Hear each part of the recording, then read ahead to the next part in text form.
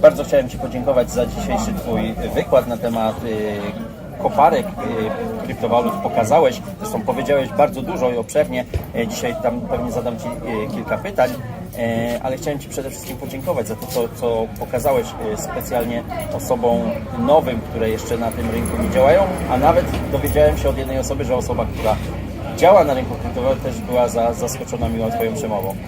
Powiedz mi, jakie wrażenia po dzisiejszym Crypto Meetupie? No, na pewno było bardzo ciekawie.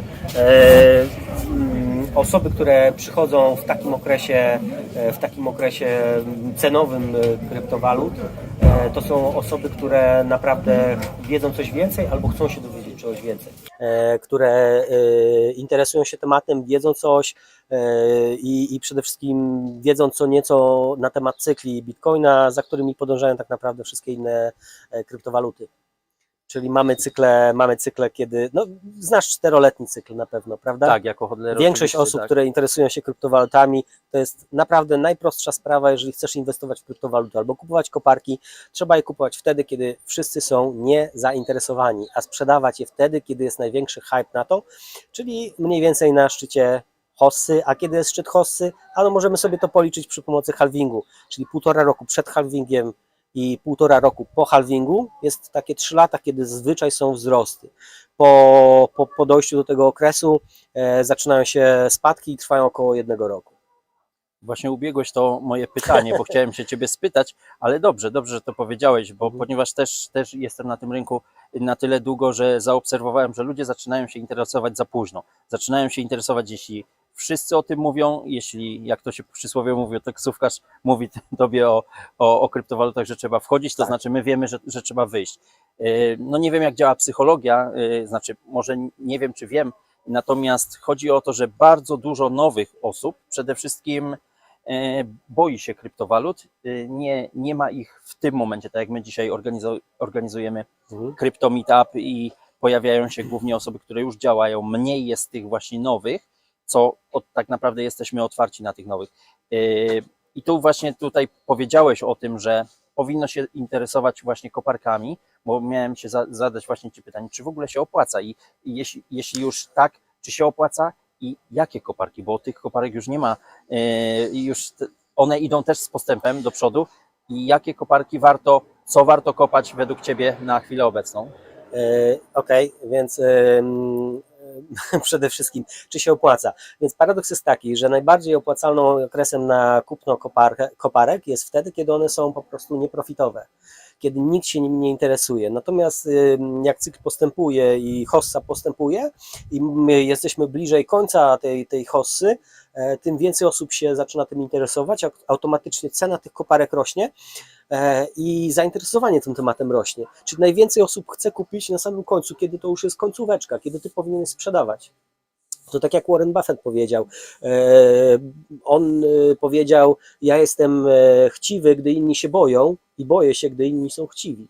Czyli jeżeli robisz to odwrotnie niż większość ludzi, wtedy jest najrozsądniejszy. No oczywiście nigdy nie utrafisz ani górki, ani dołka idealnie, natomiast podążając za cyklem, mniej więcej wiesz, kiedy są kryptowaluty niedowartościowane, a kiedy są przewartościowane.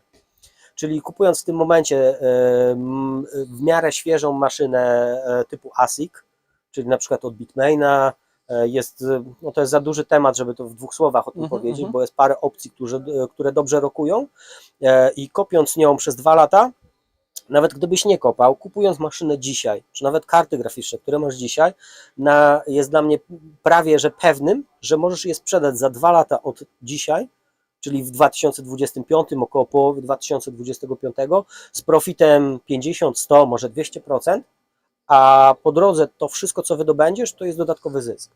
Okej.